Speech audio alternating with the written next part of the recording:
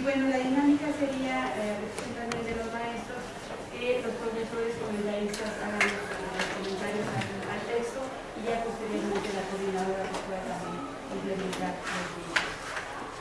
Bien, me voy a permitir leer una breve reseña curricular de los comentaristas para que puedan iniciar.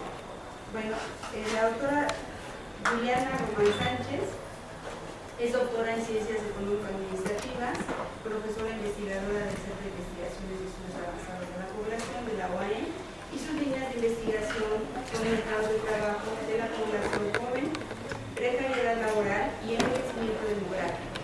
Y sus publicaciones más recientes es precariedad laboral de jóvenes asalariados en la ciudad de Toluca. Y el doctor José Luis Herrera Ornelas es licenciado en Comunicación, maestro en Estudios Latinoamericanos y doctor en Ciencias Sociales por la Universidad Autónoma del Estado de México. Actualmente se desempeña como profesor de Ciencias de esta facultad y es líder del grupo académico Patrones Culturales de las Relaciones Sociales. Ha publicado más de 20 artículos de capítulos de libro en México, España y Colombia.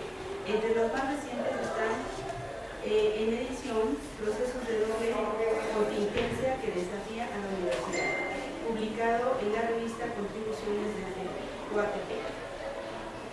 Y también está el libro, este libro me da mucho dato. Bueno, perdón. El libro es Editar no basta, o los improbables lectores del libro universitario, incluido en la revista Colmena. Perdón, porque no leía bien la. Y en este año acaba de publicar el libro Contingencia y Mentalidad en la Innovación Curricular. Bueno, sin más preámbulo, le damos la palabra entonces a nuestra primera comentarista y gracias por apoyar. Bienvenidos. Bueno, primero quiero agradecer la invitación a la Secretaría de Economía y personalmente gracias por pedirme este libro, es un honor para mí y felicidades por pedirme y compartir el conocimiento. Mis comentarios están estructurados en 4 apartados. El primero es pertinencia y contribución. El segundo es reflexiones que a mí me condujo en futuras investigaciones. El tercero es la estructura del documento. Y el último es por qué ese libro es recomendable para que ustedes lo adquieran. En el primer punto, que es la pertinencia y la contribución, considero que el título, que es Perfiles de los hogares y las familias en el Estado de México, fue un título muy pertinente y apropiado debido a que hace la diferencia y la delimitación de lo que es un hogar y lo que es una familia. Un hogar es el conjunto de individuos que comparten los gastos económicos, mientras que la familia es el conjunto de personas que tienen vínculos sanguíneos y de parentesco. Y el ejemplo un ejemplo podría ser, en una familia está la mamá, el papá y los hijitos, mientras que en un hogar puede ser un grupo de estudiantes que comparten ciertos gastos para el desayuno, la comida, la cena. Entonces, en una vivienda puede estar un hogar, pero no todos los hogares son familias, ¿no? Y en este sentido, definir el perfil de los hogares y el perfil de las familias, que pueden ser diferentes, similares o iguales, es realmente importante. El segundo punto es porque la familia nuclear tradicional ha perdido visibilidad. No significa que deje de ser importante, pero sí en términos cuantitativos. Según la encuesta Intercensal 2015, muestra que el 58.3% de los hogares mexicanos son hogares nucleares donde está la mamá, el hijo, la mamá, el papá y el hijo. Mientras que este porcentaje, digamos, ha ido disminuyendo, antes alcanzaba hasta el 80%. Entonces, el esquema de la familia ha perdido terreno en la sociedad y hay nuevos arreglos familiares, cuales muchos que retomaré más adelante. El segundo punto de por qué el libro es a mi gusto muy pertinente, por la nueva dinámica sociodemográfica de las familias, pero que también surgen nuevos arreglos que son importantes y trascendentes de analizar. Hay hogares ampliados, corresidente, compuesto, y otro que son los unipersonales. Los unipersonales van tomando terreno en donde están formados por nada más, por una persona, puede ser cualquier persona, pero se observa que ahora los jóvenes están formando hogares unipersonales con los ancianos. Con esto del envejecimiento demográfico, realmente hay muchos ancianos que están viviendo solos. Y entonces han tomado todos estos nuevos hogares, terrenos en los estudios de investigación demográfica, lo cual es importante para analizar. El otro tema que son los hogares y las familias de matrimonios gays, de lesbianas, de esa unión de homosexuales, la adopción de matrimonios gays, son temas poco o nada estudiados, ¿no? Que el libro en sí no estudia esos temas, pero lo que sí hace es ayudar a justificar por qué deberían analizarse esos temas que son actuales. Y es que no es que los temas estén de moda, no se trata de preferencias sexuales, sino más bien se trata de sexualidad. No prefieren ser gay o no prefieren ser lesbianas, sino que se trata de su sexualidad. Entonces es importante retomar esto de la sexualidad con un contexto familiar que son nuevos, ¿no? Son nuevos arreglos. El Estado de México en este aspecto pues tiene un atraso en la legalización de los matrimonios gays, no se diga en cuanto a la adopción. Me pongo muy nerviosa, pero... el quinto punto es en relación a la desvinculación que existe el papel de la familia con las políticas públicas. Y es que en este sentido hay pocos o nulos, pocos o inexistentes estudios que toman este aspecto. Sabemos que hay políticas públicas para grupos vulnerables, para niños, para jóvenes, para ancianos, pero no para la familia como un eje central, lo cual esto se retoma de hecho en el primer capítulo, lo cual eso pues es importante. No sorprende esta desvinculación, pero sí preocupa lo que ha dejado de hacer el Estado para retomar la importancia que tiene la familia. Entonces, bajo este tema, el libro hace una aportación muy importante a través de literatura especializada al respecto. El otro punto sobre la pertinencia es sobre la multidisciplinariedad de perspectivas teóricas y metodológicas con las que se puede analizar el tema de hogar y el tema de familia. Hay métodos cualitativos, cuantitativos, con enfoque social, geográfico, económico, laboral, etc. Entonces, el libro hace una revisión relativamente completa, no lo hace completa porque sería imposible que abarcara todos los temas, pero sí muestra un panorama sólido al respecto. El segundo punto de mis reflexiones, del segundo punto de mis comentarios es de acuerdo a las reflexiones que conducen. Y esto es que puede generar nuevas investigaciones, nuevos artículos, etc.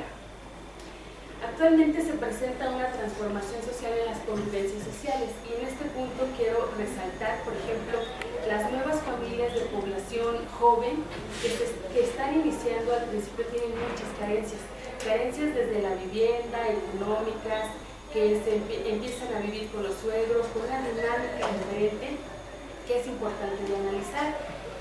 Las familias extendidas con incluso 4 generaciones, donde está el abuelo, el hijo, el nieto, el tataranieto, que es algo que se puede observar en la propia familia a nivel local, municipal, incluso mundial, ¿no? Este fenómeno de envejecimiento. Otra reflexión que lleva son a los nuevos arreglos que ya había dicho, a las familias o los hogares gays, de lesbianas, y que cada uno puede tener un perfil. Ya es importante analizar los roles, la dinámica y la situación al interior de esto.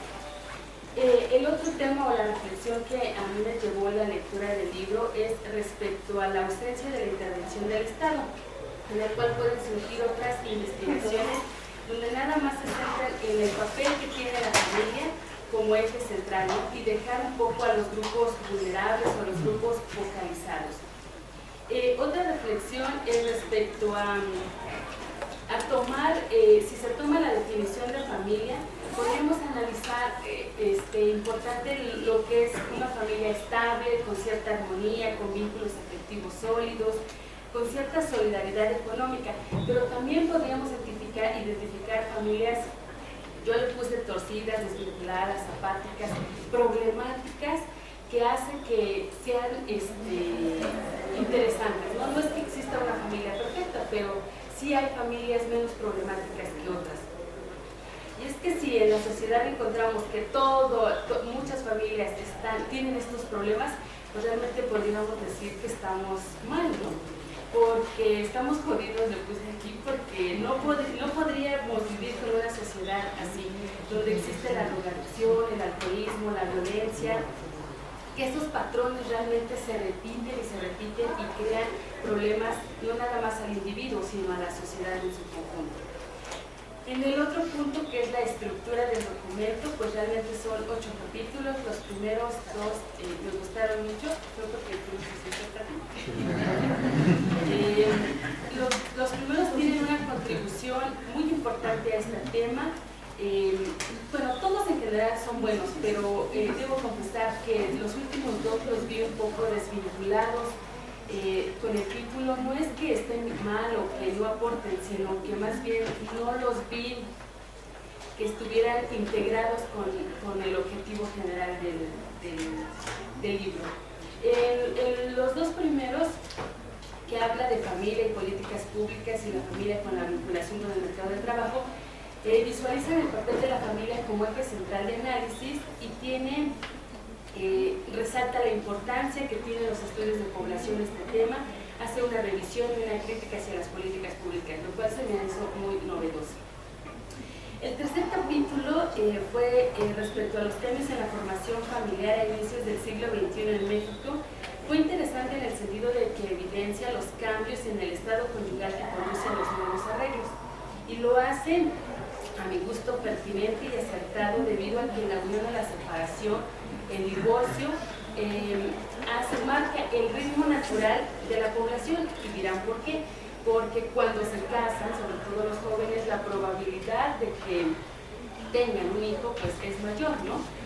O cuando se separan también influye de manera directa esa unión o la separación en el nivel de fecundidad. Y aquí me produjo una duda, o sea, también es importante analizar esos embarazos adolescentes que al final van aumentando y que hacen, ¿qué es lo que, a qué llevan, ¿no? A una unión estable o a formar parte de una familia compuesta con ciertas dinámicas y que pueden generar problemas, ¿no? Entonces, las causas de las nuevas uniones a edad temprana, ¿cuáles son las verdaderas causas? Si nada más es el embarazo o a qué otra cosa conduce. Y aquí el caso del DF está proponiendo una ley sobre los matrimonios con mayores de edad. Ya no se podrían casar menores de 18 años. Tendríamos que ver analizar eso, ¿no? ¿A qué conduce? Estos son temas de actualidad que generan preocupación en el ámbito social, académico, que deberían de ser una preocupación pública de las políticas públicas, aunque no siempre lo toman con cierta importancia. El cuarto capítulo, que es el papel que tiene la unión conyugal en la la educación, y en el empleo de los jóvenes. El tema de los jóvenes para mí es un interés personal que llevo estudiando unos 3 o 4 años y que hasta la fecha no logro entender todas las problemáticas que enfrentan los jóvenes, no nada más en la educación o en el trabajo, sino hay muchas cosas más que influyen. Este capítulo en particular me gustó mucho cómo hace la relación la autora entre la educación y el empleo con una variable interviniente que es la unión conyugal, ¿no? Y es que todos los seres humanos, creo que hay 2 decisiones importantes que debemos tomar. Una es cuándo nos casamos, con quién nos casamos, y la otra es cuántos hijos tener, con quién y cuándo. Estas decisiones marcan trayectorias de vida, podríamos decir, exitosas, o trayectorias de vida de fracaso. Entonces podríamos poner ejemplos, pero son decisiones que nosotros debemos tomar y tenemos que, no sé si adecuadamente, pero sí de manera acertada o en la edad en la que sea más idónea.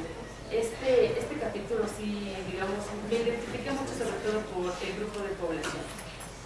El quinto capítulo, que es Hogares, Configuraciones Familiares y de Género en un contexto de alta marginación internacional en el sur de México, muestra la relación entre dos variables que son muy importantes. Una, la familia, pero sobre todo el papel de la mujer y la migración, que son temas interesantes, de actualidad y poco estudiados, y que entrelaza muy bien la autora. Aquí debo confesar que encontré, desde mi punto de vista, la definición más completa de familia. Fue, claro, no la voy a decir, pero encontré, les digo, de todo el libro fue, creo que la definición, no mejor, pero sí la que muestra una definición mucho completa. Y lo que se me hizo más interesante es que resalta el papel de la mujer en el contexto familiar, lo cual es trascendental, porque una familia sin una mujer no es que no tenga éxito, pero la mujer, como de parte natural, marca cierta unión o cierto éxito, armonía, la salud en la familia, cosa que si carece de ella, pues difícilmente se podría lograr. No sé, también se puede discutir esto, pero como anécdota me ha pasado que cuando la mujer no existe en la familia, realmente los hijos pues sí se desvinculan. En cambio, cuando está la mamá, hace que fluya, que esté esa armonía y esa unión. Este capítulo usa el método cualitativo de entrevistas estructuradas para ver las configuraciones familiares, algo que también poco se ha hecho para resaltar ese papel de la mujer. El sexto capítulo es respecto a la familia campesina y la autosuficiencia alimentaria en el Valle de Ixtlahuaca, Estado de México. Y este capítulo me resulta interesante debido a que muestra la importancia que tiene o que sigue siendo importante la familia campesina en un mundo globalizado que digamos, no parece importante, pero que el capítulo sí visibiliza ese tema, ¿no? A través de un caso de estudio que es nada más en el Valle de Ixtlahuaca. Y es que la familia campesina parece que ya no es tan importante, pero según los datos que hay, es que 30 millones siguen siendo campesinos en México, lo cual es una cifra nada despreciable, y entonces esto hace que pueda verse un tema un poco ahí olvidado, ¿no? ¿Cuáles son los resultados de esto? Bueno, que la familia campesina es ampliada, donde todos los integrantes tienen una participación en las labores, distribuidas por edad y sexo, coordinadas por el jefe de familia, sobre todo si es varón, ¿no? A colación de esto, bueno, también una reflexión que me llevo del documento es que esto de la lengua indígena, de toda la familia campesina que vive en un medio rural, pues realmente va perdiendo importancia, y hasta los mismos jóvenes hay veces que no quieren ni decir que saben hablar algún dialecto. Y esto lo digo porque exactamente en la Facultad de Economía, el grupo de tutorías tiene un programa que se llama Grupos Vulnerables, en donde si el alumno tiene un parentesco directo con alguien de su familia que habla lengua indígena, tiene el derecho a una beca porque forma parte de un grupo vulnerable. Y muchos alumnos no quieren decirlo, entonces el encargado de tutorías tiene que hacerlo casi de forma secreta para ir a decirle que realmente puede recibir una beca si acepta que habla algún pariente de alguna lengua indígena. Entonces esto pues realmente sí preocupa, ¿no? El séptimo y el octavo capítulo, que es sobre vulnerabilidad social y desigualdad económica de la población envejecida, el primero se concentra solo en los adultos mayores del Estado de México, mientras que el segundo lo hace para las 5 zonas metropolitanas más importantes. Estos capítulos no tienen como eje analítico la familia, o los hogares, pero sí muestran el riesgo social o la desigualdad que puede existir en los hogares o en las familias cuando hay una persona adulta mayor, ¿no? Lo cual pues, es un planteamiento interesante. Por último, ¿por qué recomiendo comprar este libro? Se lo recomiendo a estudiantes, a profesores, investigadores, a los tomadores de decisiones y a toda aquella persona que sepa leer. Es un libro que es ampliamente recomendado. El segundo es porque hay múltiples perspectivas teórico-analíticas, no nada más puede ser para antropólogos o sociólogos, sino también para economistas, para cualquier tipo de persona que quiera, ¿no?, escribir o hacer alguna investigación. Por la multiplicidad de métodos que presenta para estimar y acercarse a un mismo fenómeno, eso es también muy interesante, porque de este libro pueden surgir futuras preguntas de investigación, tesis, tesinas, algunos artículos, incluso proyectos, porque el precio es accesible, bueno, eso creo. Y el último, por las regalías que me dará Patti por venir a comentar su libro. No, realmente los beneficios que tiene Patti no son económicos, sino más bien es por amor al arte, por expandir el conocimiento, por dar a conocer sus investigaciones, lo cual se agradece siempre, Patti. Y pues esos son todos mis comentarios. Muchas gracias.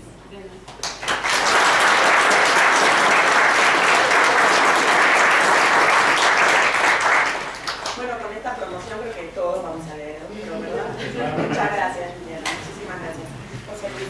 Sí, muchas gracias. Buenos días a todos. Buenos días a todos. Primero, pues, desde luego quiero agradecer la invitación para poder participar y emitir algunos comentarios en la presentación de este libro. Siempre acudir a la presentación del libro como que da gusto, sobre todo a quienes nos desarrollamos cotidianamente, tenemos como material de trabajo a los libros. Entonces, acudir a la presentación de un libro siempre da mucho gusto. Así es que yo quisiera vertir algunos comentarios respecto de las cosas que soportan este libro y que a veces están incluidas en partes que no solemos leer con mucha frecuencia, como son la página legal, el pie de imprenta y algunas otras características que como producto hacen que este libro cobre mayor importancia. ¿Qué podríamos destacar? De entrada, por ejemplo, que su pie de imprenta habla de que terminó de imprimirse a finales de 2015. Eso implica que todavía está huele a tinta, está nuevecito, ¿no? Eso implica novedad. La novedad es un valor agregado en un trabajo de investigación.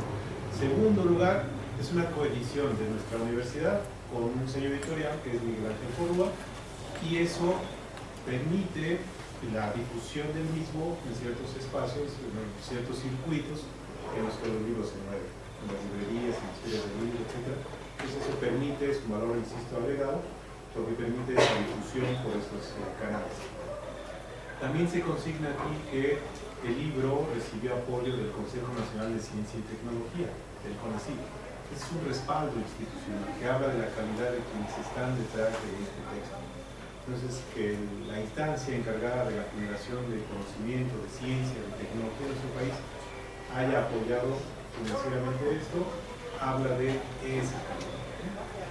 También hay que mencionar que no solo es eso, sino el proceso de arbitraje al que aquí se señala fueron sometidos los trabajos. El arbitraje, ustedes deben saberlo, que es ese proceso mediante el cual expertos en ciertas temáticas revisan los materiales sin saber necesariamente quién los escribió y solo permitiendo que la calidad de los mismos haga que sean publicados. Entonces, todos y cada uno de los textos que están aquí fueron sometidos a este proceso, que está consignado, y ello también habla de la calidad de los trabajos que están aquí. Por último, hay que mencionar que se externa en la página legal el compromiso con el acceso abierto a la investigación científica. Esto es, la mayoría de los autores que colaboraron para este trabajo, y que por cierto hay que mencionarlos, son gran parte de ellos, si no recuerdo, creo que todos, de nuestra universidad. Es decir, estamos presenciando lo que producen nuestros profesores en la universidad, esas investigaciones que tienen en curso y que dan vida a productos como estos, y que, pues como todos son de la universidad, una universidad pública, y el sueldo y los apoyos vienen de recursos públicos, pues hay también un compromiso con que el resultado de esas investigaciones esté abierto a todo el mundo. Eso es importante y por eso lo subrayo. Entonces, esta serie de elementos que están aquí plasmados, esa información que está ahí, dónde surgió y cuándo se imprimió y quién lo está respaldando, etc., le añaden un valor a este texto. Ahora, como todo el libro, al menos yo los veo así, son parte de una gran discusión que se sostiene a nivel nacional, internacional, planetario, vaya, respecto de ciertos temas. La ciencia es eso. Una gran discusión que sostienen las personas que se desempeñan en ello respecto a ciertas temáticas. Y entonces cada libro es como un tomar la palabra para formar parte de esa discusión. Pero este tiene una riqueza adicional, que es que a su interior hay 8 capítulos. Es decir, hay 8 intervenciones en esa gran discusión respecto de, en este caso, un tema fundamental que es el caso de las familias y por supuesto los hogares en el Estado de México. Ya se mencionaba hace un rato, son 8 los capítulos que lo integran, son 14 los autores que participan, y qué es lo que nos están aportando. Yo rescataría varias cosas que pueden resultar de interés a ustedes para que se animen a acercarse al texto, a consultarlo, a utilizarlo y a continuar con la discusión, porque de eso se trata básicamente. Cuando uno publica algo, se está involucrando en esa discusión a la que yo hacía referencia, pero es la invitación a continuar con esa discusión, para que uno utilice, ustedes lo utilicen en sus proyectos de investigación, en sus trabajos de investigación, tesis, los conceptos, los principios teóricos, los resultados, los datos que aquí ya están vertidos. ¿Qué hay de entrada, por ejemplo? Un planteamiento que nos debe inquietar en el sentido de despertarnos interés respecto a algunas cosas. ¿Qué es eso que nos debe inquietar? Una afirmación que está aquí expresada en uno de los textos y que es categórica. Se desconoce por completo la realidad de la diversidad de las familias en nuestro país. Y creo que tiene razón. Desconocemos muchas cosas sobre la familia, pero hay algo que añadirle, que la familia es esa especie de microcosmos de relaciones de producción y reproducción social, cultural, económica, de todos los que habitamos en este país. Y si desconocemos eso, pues hay cosas por hacer. Entonces, este libro contribuye a eso y nos aporta algunos conceptos muy interesantes.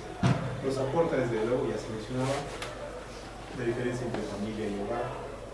Nos aporta un recuento sobre la ausencia de políticas públicas específicamente dirigidas a la familia. Nos aporta cosas muy interesantes como los nuevos comportamientos de la nupcialidad, es decir, las uniones que dan vida a familias se están moviendo. De hecho, la sociedad, ustedes saben, es dinámica, todo el tiempo se está moviendo, pero en el caso de ese microcosmos que es la familia, se está moviendo con mucha velocidad y desde luego las consecuencias a nivel social deben ser atendidas. También hay cosas muy interesantes respecto a las nuevas configuraciones de las familias a partir de factores que están incidiendo en las dinámicas sociales, como puede ser la migración o el envejecimiento, o esos grupos vulnerables que ya se mencionaban hace un rato aquí. Es muy interesante también, por ejemplo, el trabajo de la doctora Laura, seguramente muchos de ustedes han tomado clase con ella, respecto a la familia campesina, esa especie de unidad de producción y consumo que parece un proceso de extinción. Pero no tanto, hay aquí resultados de procesos de investigación en este sentido que dan cuenta de lo que tiene que ver con los procesos de autosuficiencia alimentaria, que es muy interesante. Entonces, el que ustedes puedan acercarse a este texto y puedan encontrar en él estas provocaciones, estos modos de inquietarse, en el sentido que ya expliqué, de involucrarse en la discusión, sumarse a la misma, a través de sus propios trabajos. Esos trabajos con los que van a egresar de aquí, ¿no? Cada uno de ustedes deben asumir tarde o temprano que tienen que llevar a cabo una investigación y producir con la misma algo de conocimiento. Por esa vía se van a sumar a esta discusión. Entonces, acercarse a este tipo de textos les empieza a ustedes a aproximar a esa discusión y a seguir discutiendo. Entonces, como siempre en las presentaciones de un libro, lo más recomendable no es tanto decir de qué trata para que ustedes mismos lo descubran, pero sí hay que dar algunos elementos para decir por qué vale la pena acercarse al trabajo. Entonces, yo mencionaba hace un par de días, cuando tuve la oportunidad de presentar también nuestro libro, que parte del compromiso que tienen los profesores de las universidades, sobre todo públicas, que están aquí en nosotros, es no solo estar replicando conocimiento que otros tienen, sino estamos obligados a generar conocimiento y hacerlo respecto de cosas tan importantes como es la familia y los hogares, por las situaciones que ya se han mencionado. Subraya la importancia de este texto. Profesores de nuestra universidad están ahora presentando los resultados, además de 8 diferentes procesos de investigación, porque son 8 capítulos, y cada uno de ellos cobró vida a partir de investigaciones financiadas por la universidad o por el CONACYT o por diferentes instancias, y están aquí reunidos en un solo tomo, en un solo volumen, así es que eso le vuelve todavía más valioso a este texto. Yo quisiera cerrar mi intervención invitándoles a que se acerquen al mismo con el interés de decir, bueno, es verdad, este microcosmos en el que se están reproduciendo la social, económica, culturalmente los individuos en nuestro país, ¿qué tanto conocemos de él? Yo decía esta afirmación categórica, al mismo tiempo inquietante y desafiante de que se desconoce por completo la realidad de la diversidad de las familias en nuestro país, pues nos mueve mucho a ver la serie de cosas que están ahí pendientes por revisar, por estudiar, por discutir y que ustedes puedan hacerlo. Yo agradezco la oportunidad de vertir estos pequeños comentarios. Felicito mucho a Paco por el producto, es un buen producto editorial, además, la edición muy bien cuidada. Así que, agradeciendo esa posibilidad, les invito a ustedes a acercarse al libro y desde luego también aprovechar este espacio que forma parte de esta discusión internacional para que pues, la coordinadora y algunos de los autores que participaron, nuestro doctor Pablo que también participó, poder comentar algunas cosas, ¿no? Yo dejo hasta aquí mi intervención y agradezco mucho. Gracias. Muchas gracias.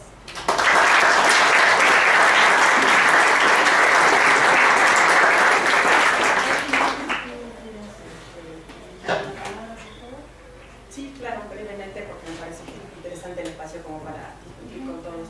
Buen día a todos, muchas gracias por acompañarnos, muchas gracias Laura por la invitación y, bueno, y a todos los compañeros de la facultad por abrir el espacio aquí a la facultad.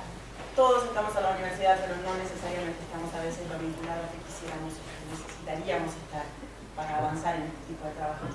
Gracias Juliana y José Luis por el tiempo dedicado y por la generosidad para leer y comentar. En el mundo de actividad que tenemos no siempre es fácil ponerse a leer un libro y además hacer comentarios, les agradezco muchísimo. Porque además de comentaristas del libro son mis compañeros y amigos, entonces adquiere un valor especial que ustedes me acompañen. Y qué bueno ver aquí a muchos estudiantes, porque estos espacios son para los estudiantes fundamentalmente. Nosotros, los profesores, los que trabajamos en la universidad, nos reunimos todo el tiempo a trabajar y a discutir estos elementos, nos vemos las caras a cada rato en estos espacios de trabajo. Con ustedes es a veces más difícil porque nos vemos cuando damos clases, pero no siempre podemos interactuar en este tipo de espacios y eso me parece que es muy valioso y que tenemos que fomentarlo y tenemos que usarlos estos espacios. No solo aprendemos yendo a clases, aprendemos mucho también en este tipo de interacciones. Entonces me parece muy valioso que hayan faltado a clase algunos. Faltar a clase también estaba bueno y venir acá a relajarse un rato está bien, pero qué bueno que le dedican tiempo a estas actividades. Síganlo haciendo porque realmente son muy necesarias, porque como señalaba José Luis y comparto, estando como estamos todos nosotros en una universidad pública tenemos muchas obligaciones de devolver lo que trabajamos aquí dentro en forma, por ejemplo, en forma de procesos de investigación. Y entonces ustedes, estudiantes, involucrándose en estos procesos desde el inicio de su formación, van a desarrollar la investigación de una manera natural, de una manera necesaria, como la tenemos que desarrollar nosotros actualmente. Les cuento brevemente que este libro es, también como ya señalaban, producto de un proyecto de investigación que fue financiado por CONACYT, que llevamos a cabo aquí en la universidad durante unos 3 años aproximadamente, y en el que sí buscamos que participáramos la mayor cantidad posible de profesores y de investigadores aquí de la universidad, sobre todo porque además el libro está volcado al Estado de México, ustedes lo verán desde el libro. Lo que nos interesó fue analizar y discutir algunas pocas dimensiones de lo que pasa en la familia en el Estado de México.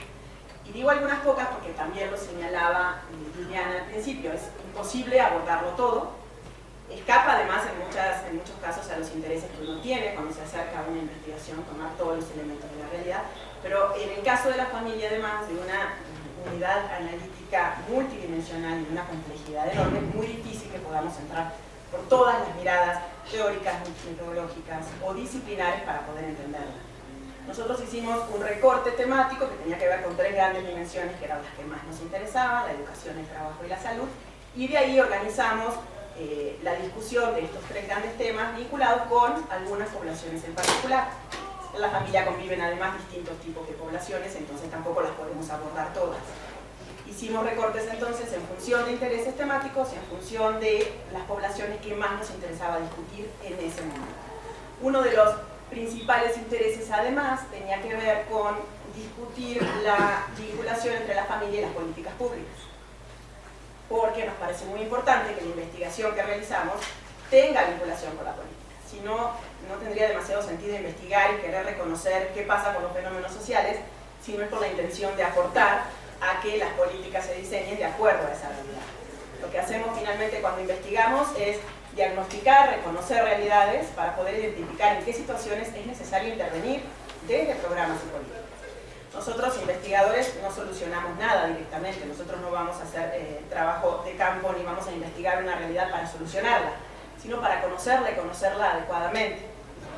Evidentemente, y también concuerdo con lo que decía José Luis, la familia es una entidad a la que no conocemos de manera acabada. Esto tiene que ver con muchas situaciones, con la rapidez con la que cambia, con la enorme cantidad de transformaciones que ha tenido, pero también con lo que nosotros creemos y esperamos que sea una familia, y cómo muchas veces nos oponemos a esos cambios y no los aceptamos de manera acabada. Entonces ese rechazo a veces a lo que la familia se transforma en procesos de cambio genera que no terminemos de aceptarla y de reconocerla. Como investigadores evidentemente tenemos el compromiso de diagnosticar la realidad sea cual sea y de no imponer sobre la familia en particular juicios morales o de valor o éticos que nos impidan ver realmente qué está pasando en ese proceso de cambio. Ese es el objetivo y el interés principal del libro, poder dar cuenta de cómo la familia ha ido cambiando y en qué espacios ha ido cambiando, cómo se han ido dando esos cambios, a qué cambios sociales obedecen finalmente.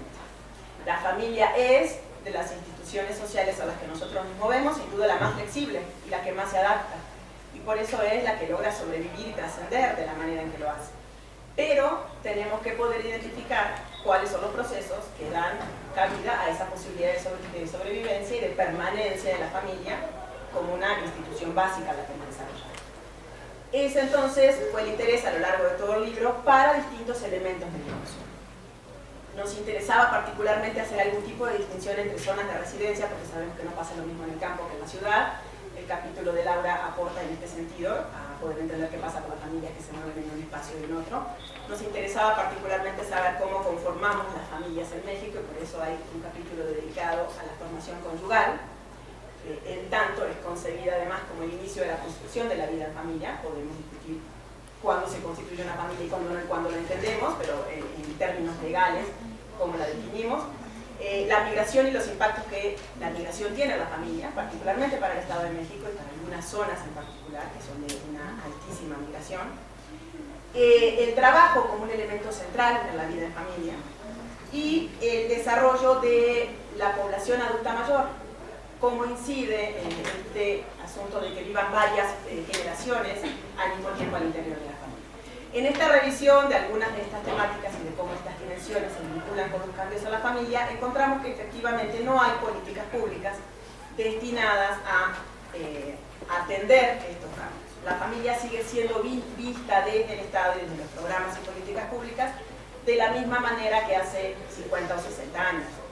Hay algunos cambios significativos para algunas entidades del país, no para todo el país, y en general son cambios que ustedes sabrán son muy recientes.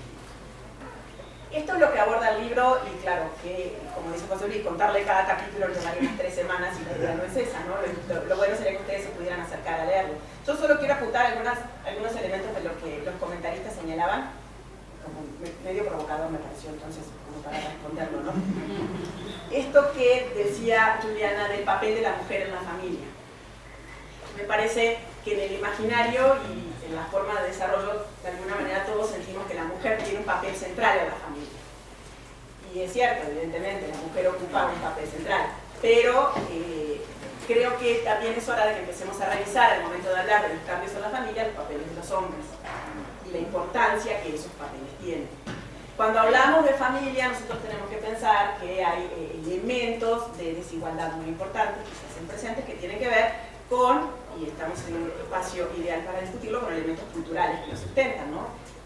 Culturalmente reconocemos que sin mamá no hay familia.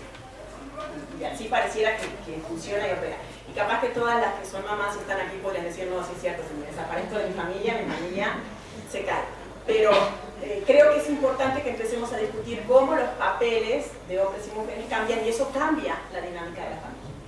Porque es real, porque ocurre, y porque eso implica que nos armemos de conceptos y de elementos morales distintos para visualizarlo.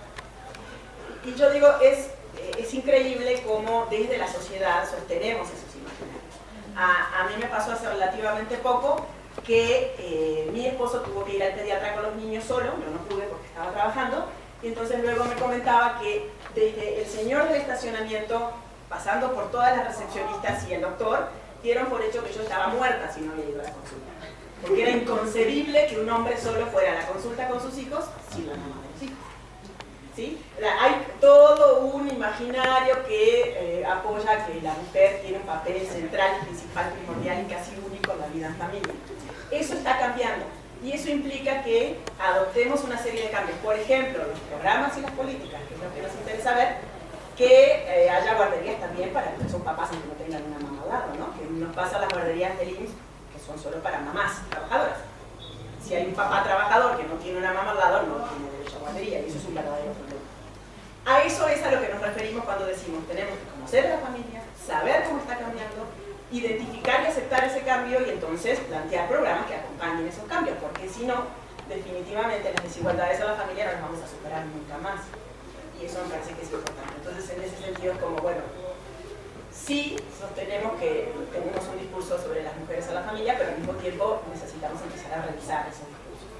Porque hay elementos de cambio que lo apoyan, ¿no? O sea, cuando estudiamos la realidad social, nosotros tenemos que estar muy atentos de esos cambios y hacer que la teoría y la metodología con las cuales nos discutimos también se muevan en función de cómo está cambiando ese fenómeno, si no nos vamos a quedar estancados.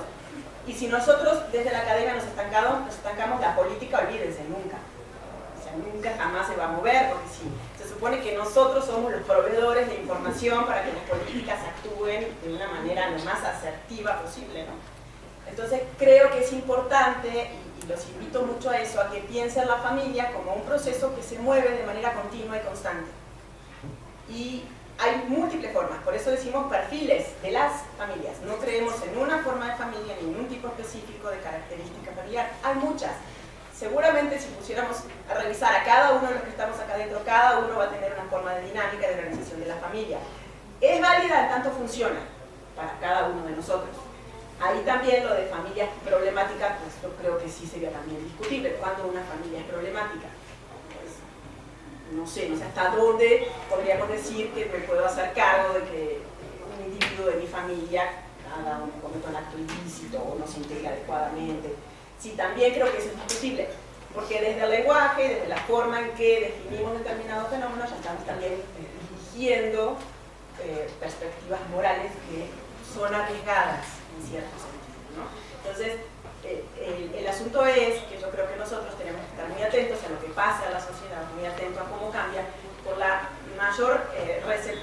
de entender que esos cambios ocurren porque responden a fenómenos sociales y nosotros no podemos desecharlos porque no caben dentro de nuestros patrones morales o de nuestros patrones culturales más directos.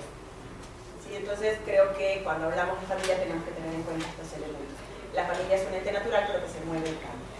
La invitación es entonces a leer el libro pensándolo como un recuento de los procesos de cambio que tiene la familia y cómo hacemos para que el Estado acompañe esos procesos de cambio con programas y políticas adecuados en ese sentido.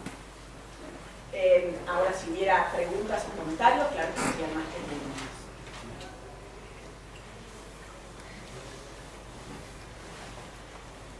Me imaginé que Ernesto iba a tener. Bueno, doctora, la conocimos de antes. Primero, felicitarla. Bueno o malo. Felicitarla, obviamente, por el trabajo que realiza y el hecho que lo he estado viendo. Obvio, usted es una persona muy disciplinada. Yo creo que el filtro que usted realizó para que eso se diera fue exhaustivo. Lo vemos en sus horarios, usted se puso ocupada. Y obvio que sí. Pero no, yo creo que en cuanto al libro, yo creo que abriría una nueva línea de investigación, como decía su compañera, porque no nos habla ya de unos estilos muy clásicos que a lo mejor vemos aquí en la escuela, ¿no? En los estudios de parentesco, los primeros estudios que vemos, ¿no? Son muchas las nuevas dinámicas que se están dando en las familias. A veces tal vez las tenemos en nuestro propio hogar, pero tal vez leyendo este tipo de libros nos pueden decir que allí hay un nuevo patrón de familias, ¿no? Y ver qué tanto, siendo el Estado con más población en todo nuestro país, ver qué tanto es estos cambios.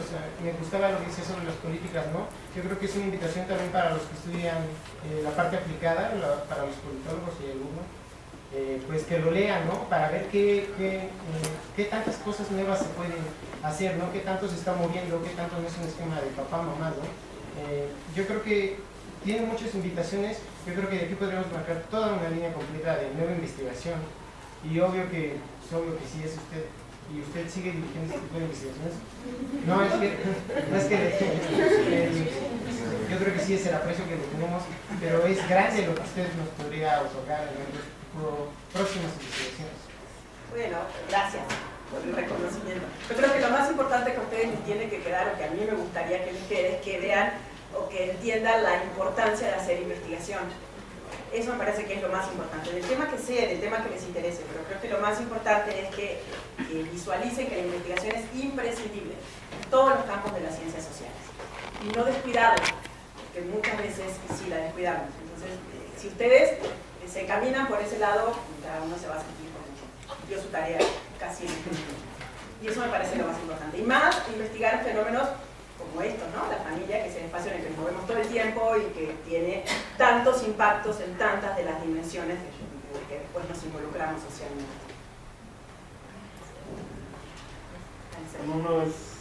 Bueno, Sergio es uno de los coautores del libro, así que está involucrado. Va a ser subjetivo todo lo que diga. No, yo voy a hacer un comentario, bueno, tengo felicidades. Gracias. Y bueno, un comentario sobre esta cuestión que decías de las mujeres, ¿no? Yo creo que hay que quitarles esta carga imaginaria de que si ella no está, porque aparte es una carga de autoridad moral y ahí se desarrolla y ahí olvidan que se les va la vida, ¿no? Se les va la vida sin hacer nada, por lo mismo esa cuestión de si no estoy yo, está el mundo no, o sea, en realidad creo que también nosotros como hombres tenemos que tomar otras responsabilidades.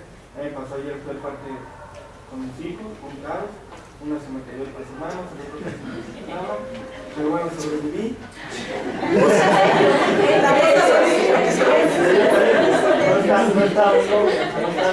está la mamá de mis hijos, entonces, pero bueno, sobrevivimos y ya lloró y todo, pero bueno, ahí salimos adelante. Contentos, terminamos el parque, se acabó, pero sí hay que quitar esta cuestión porque yo sí creo que hay una carga social importantísima para nosotros tener el hijo y hacerte responsable porque si no, no, o sea, y esa carga hay que distribuirla entre los dos, dependiendo cómo está la familia, porque cambia a cada ratito, ¿no? A cada momento la familia es súper flexible y puede cambiar. Ese es un comentario. Tengo una pregunta. Hay un fenómeno que se está dando en CDMX, DF, como quieren llamar, que le llaman, sobre todo en zonas muy específicas, que le llaman el fenómeno teens, que es Teen Cosmo Kids. No sé si aquí en el libro saltó este fenómeno, se escribió, no sé si nos podrías comentar si en el Estado de México, en alguna zona en particular, o sea, este fenómeno de familia de jóvenes que deciden no tener hijos y vivir con sus dos ingresos muy a gusto y hacerse la vida, ¿no? Que son decisiones que a la hora, como decía Elena, son decisiones que uno toma, pero cuando son decisiones, tener hijos o no tener hijos, también es una decisión importante. Entonces no sé si se retoma ahí en el libro o si tú conozcas algunos casos. En el libro no trabajamos este fenómeno de las parejas con doble ingreso y que no tienen hijos, que es un fenómeno nuevo y en México todavía, incipiente en términos de cuantificación. Para el Estado de México, la última revisión que pudimos hacer, que la hicimos con la encuesta, con la intercensal, está en menos del 1% de captación. No necesariamente jóvenes, aclaración. Es personas que pueden ser del mismo sexo o no, que deciden entablar una relación de pareja y constituir una familia en términos de como nosotros la definimos, pero que deciden no tener hijos. Claro, no puedes saber si es una decisión que se va a sostener cuando lo ves tendrías que hacer como un seguimiento para asegurarte, ¿no? Porque efectivamente nunca tuvieron hijos. Porque uno puede decir, nunca en mi vida voy a tener hijos a los 23 años y a los 30 tiene 5. El tema de cuántos hijos, por eso la fecundidad luego se mide cuántos hijos querías tener y cuántos hijos tuviste, para ver entonces cuál es la diferencia entre sí, se mide siempre así, entre el ideal y el real. Entonces, te digo que es un fenómeno muy nuevo porque todavía tiene muchos, este asunto de la medición que necesitaría ser encuestas pares más o menos como para poder darle seguimiento. Pero para la encuesta intercensal era prácticamente insignificante para el Estado de México, porque todavía es un fenómeno que se ubica más en estratos sociales socioeconómicos altos, niveles de escolaridad altos, y es un fenómeno distinto y que además se ha volcado mucho más a la cuestión de la mercadotecnia. Está mucho más posicionado en parejas homosexuales, donde sí la posibilidad real de tener un hijo es mucho más limitada en términos de que la adopción todavía es un problema legal. Pero además de todo, este tipo de decisiones chocan de frente con lo que uno quiere y espera de una familia. O sea, no es tan fácil, en términos de presiones sociales, que la gente ande diciendo tranquilamente por ahí no quiero tener hijos cuando me casé y ya llevo mucho tiempo casada, sobre todo para las mujeres, ¿no? Hay una presión como muy fuerte, van pasando los años y la presión va aumentando en esto de cuándo vas a tener hijos. Entonces mucha gente no declara claramente estas situaciones. Entonces, es un fenómeno de muy difícil captación, pero además todavía con tintes muy poco visibles, ¿no? Que tiene que ver, te digo, con que se espera que si un hombre y una mujer realizan una unión conyugal, porque van a tener hijos.